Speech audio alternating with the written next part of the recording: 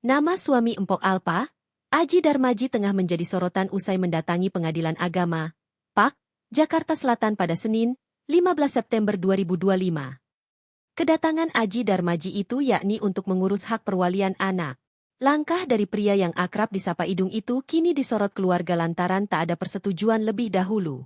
Lebih lagi meninggalnya Empok Alpa terhitung belum ada 40 hari sejak 15 Agustus 2025.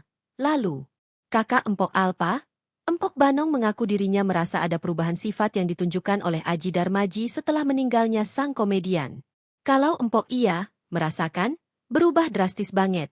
Kata Empok Banong, dikutip dari YouTube Intens Investigasi, Kamis, 18 September 2025. Empok Banong kini merasa Aji banyak mengutarakan sesuatu di depan media. Padahal selama ini Aji dikenal sebagai pribadi yang tak banyak omong. Kenapa pas nggak ada Empok Alpa mulutnya gacor?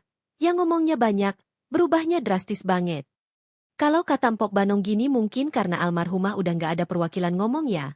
Mungkin dia pengin ngomong kali ngutarain sesuatu. Cuman kan berubah drastisnya cepat banget. Beber Empok Banong. Empok Banong juga mempertanyakan Aji yang mengurus hak perwalian anak. Ia merasa ada tujuan lain dari ayah 4 anak itu.